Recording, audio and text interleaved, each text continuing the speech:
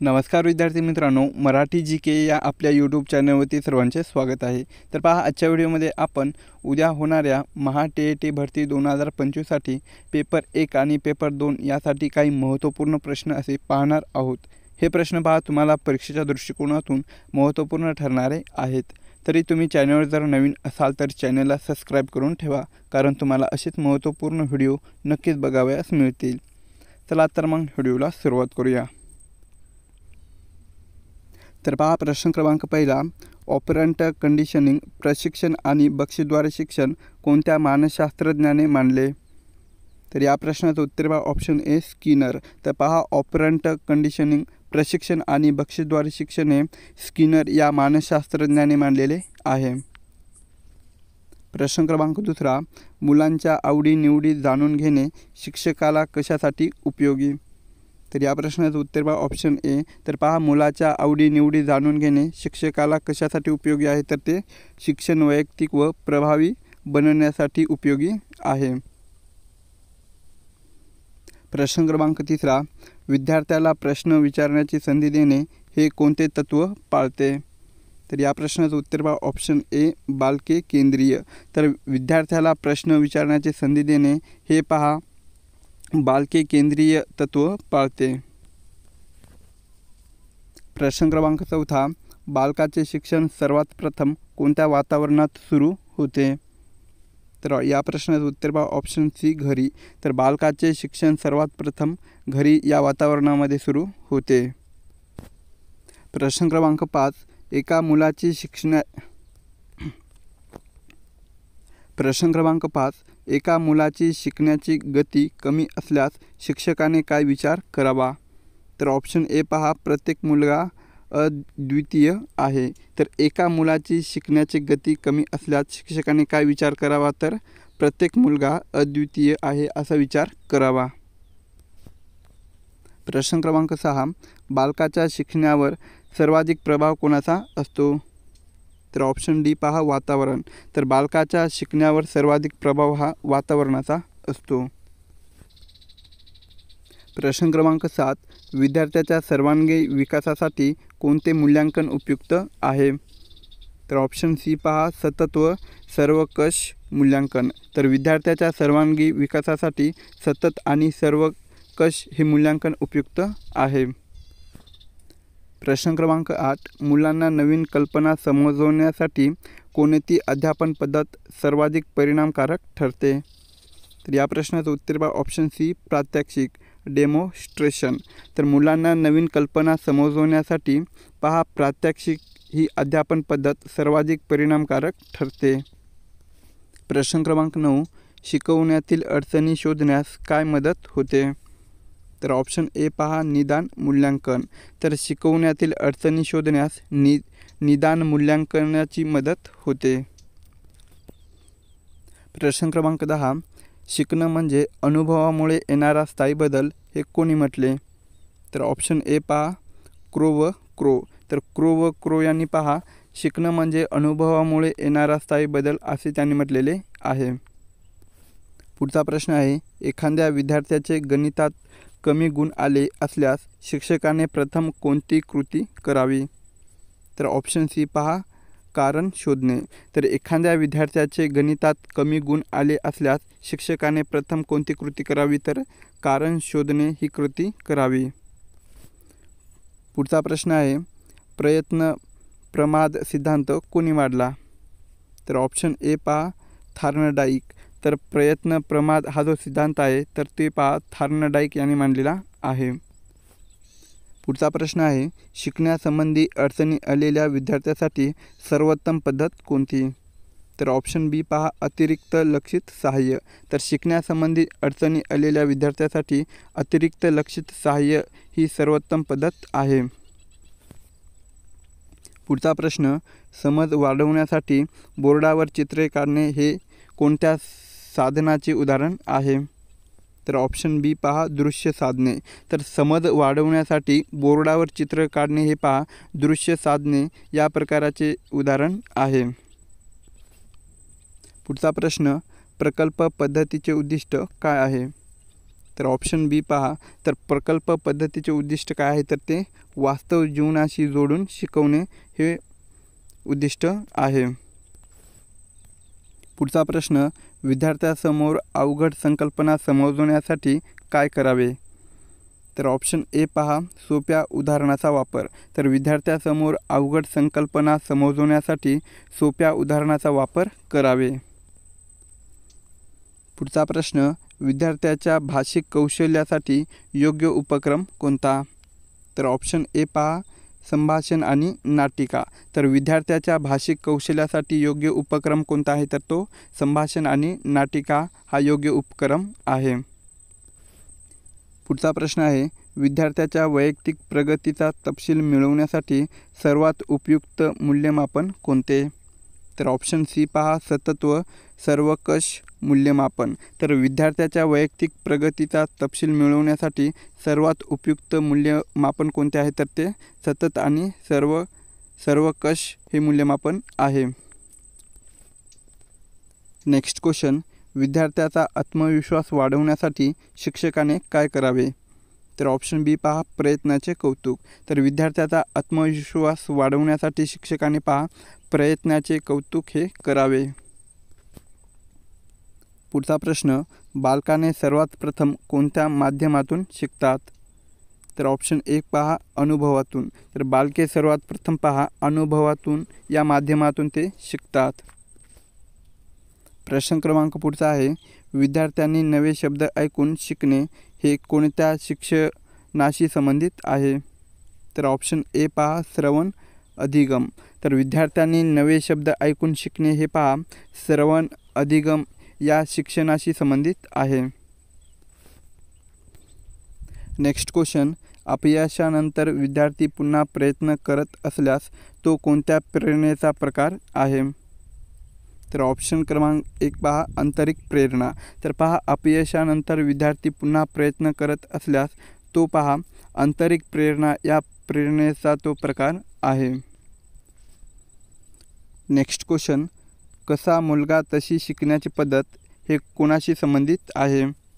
तर option A पहा, व्यक्ती केंद्रित शिक्षण. तर कसा मुलगा तशी शिकण्याची पद्धत हे पहा व्यक्ती केंद्रित शिक्षण याच्याशी संबंधित आहे.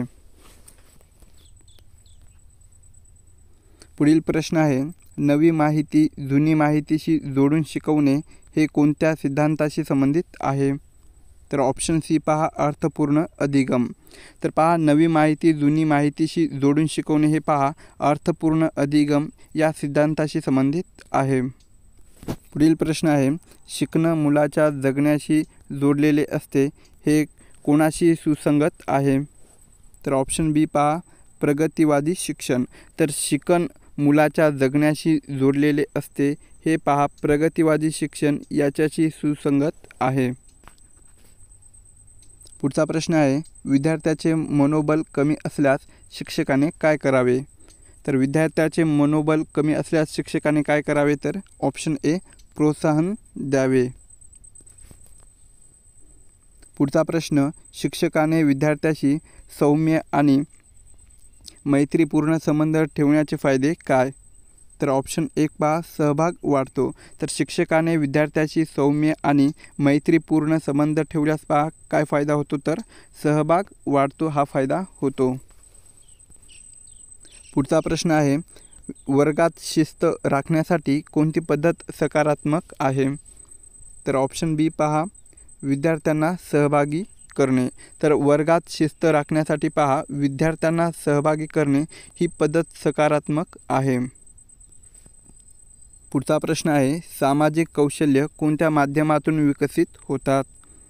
तर ऑप्शन ए पहा, समूह शिक्षण. तर सामाजिक कौशल्य हे पहा समूह शिक्षण या माध्यमातून ते विकसित होतात. नेक्स्ट क्वेश्चन, समस्या सोडवण्याची क्षमता कोणत्या पद्धतीने वाढते? तर ऑप्शन ए पहा, तर समस्या सोडवण्याची क्षमता ही पहा प्रकल्प आधारित शिक्षण काय आहे? प्रकल्प आधारित शिक्षण या पद्धतीने वाढते. पुढचा प्रश्न आहे, ॲक्टिव्ह लर्निंगचे म्हणजे सक्रिय शिक्षणाचे मुख्य उद्दिष्ट काय आहे? तर ऑप्शन डी पहा, विद्यार्थी सक्रिय सहभाग. तर ॲक्टिव्ह लर्निंगचे मुख्य उद्दिष्ट काय आहे तर ते विद्यार्थी सक्रिय सहभाग हे मुख्य उद्दिष्ट आहे. पुढील प्रश्न, शालेय शिक्षणात मुलांसाठी सर्वाधिक परिणामकारक शिक्षण पद्धती कोणती?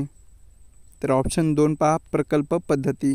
तर शालेय शिक्षणात मुलांसाठी सर्वाधिक परिणामकारक शिक्षण पद्धती कोणती आहे तर ती प्रकल्प पद्धती आहे.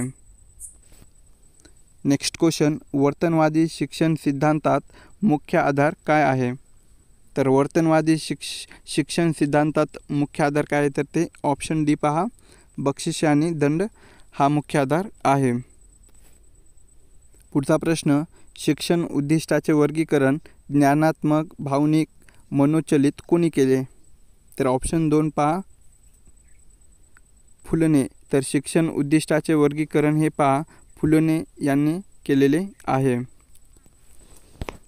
पुढील प्रश्न, पियाजे यांच्या मते 7 ते 11 वर्षे ही अवस्था कोणती आहे? तर या प्रश्नाचं उत्तर पहा ऑप्शन सी. तर पहा, पियाजे यांच्या मते 7 ते 11 वर्षे ही ठोस संचालन कोणते आहे? ठोस संचालन ही अवस्था आहे. पुढचा प्रश्न, ट्रायल अँड एरर लर्निंग चुकत शिकणे कोणत्या मानसशास्त्रज्ञाने मानले? तर ऑप्शन सी पहा, थॉर्नडाईक. तर ट्रायल अँड एरर लर्निंग म्हणजेच चुकत शिकणे हे पहा थॉर्नडाईक या शास्त्रज्ञाने मानले. पुढचा प्रश्न, बुद्धिमत्ता म्हणजे लक्षाभूमिक व अनुकूल वर्तन ही व्याख्या कोणाची आहे? तर ऑप्शन बी पहा, उई कसलर. तर बुद्धिमत्ता म्हणजे लक्षाभिमुख व अनुकूल वर्तन ही जी व्याख्या आहे तर ती पहा उई कसलर यांची आहे. नेक्स्ट क्वेश्चन, अंतःप्रेरणा इंटरेस्टिंग मोटिवेशन कशाशी संबंधित आहे? तर ऑप्शन सी पहा, शिकण्यातील आनंद. तर अंतःप्रेरणा ही पहा शिकण्यातील आनंद यांच्याशी संबंधित आहे.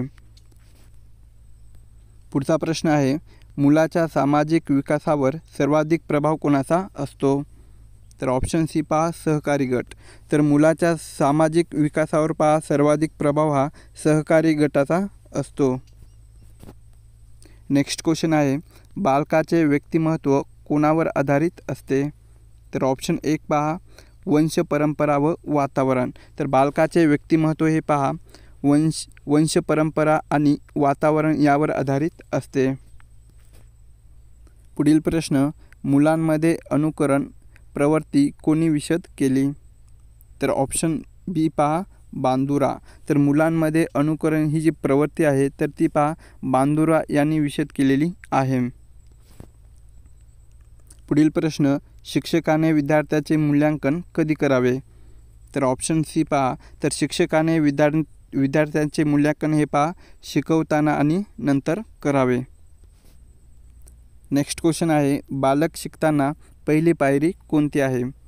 तर बालक शिकताना पहिली पायरी कोणती आहे तर ती ऑप्शन सी पहा, ग्रहणाची पहिली पायरी आहे. पुढील प्रश्न, बालकात प्रश्न विचारण्याची सवय ही कोणाचे लक्षण आहे? तर ऑप्शन बी पहा, उत्सुकता. तर बालकात प्रश्न विचारण्याची सवय ही पहा उत्सुकता याचे लक्षण आहे. नेक्स्ट क्वेश्चन आहे, सृजनशीलता मुख्यत्व कोणाशी संबंधित आहे? तर ऑप्शन बी पहा, तर सृजनशीलता पहा मुख्यत्व काल्पनिक विचार काय आहे? काल्पनिक विचार यांच्याशी संबंधित आहे. पुढचा प्रश्न आहे, शिकण्यात रेनफोर्समेंट म्हणजेच मजबूतीकरण म्हणजे काय? तर शिकण्यात रेनफोर्समेंट म्हणजेच मजबूतीकरण म्हणजे काय तर ते ऑप्शन बी शिक्षण होय. पुढील प्रश्न, सतत व सर्वकष मूल्यांकनाचा उद्देश काय? तर सतत आणि सर्वकष मूल्यांकनाचा उद्देश काय तर ते ऑप्शन बी विद्यार्थ्याच्या संपूर्ण विकासाचे मूल्यमापन हा उद्देश आहे. नेक्स्ट क्वेश्चन आहे, मॉनिटरिंग निरीक्षण म्हणजे काय? तर ऑप्शन बी पहा, तर मॉनिटरिंग म्हणजे काय तर विद्यार्थ्याचा सतत मागोवा घेणे. नेक्स्ट क्वेश्चन आहे, बालक मूल्यत्व कसे असते? तर ऑप्शन ए पहा, तर बालक मूल्यत्व कसे असते तर ते नकल करण्याची उत्सुकता असते. पुढील प्रश्न, अध्यापन ही कोणती प्रक्रिया आहे? तर अध्यापन ही पहा ऑप्शन बी दुहेरी परस्पर संवादी ही प्रक्रिया आहे.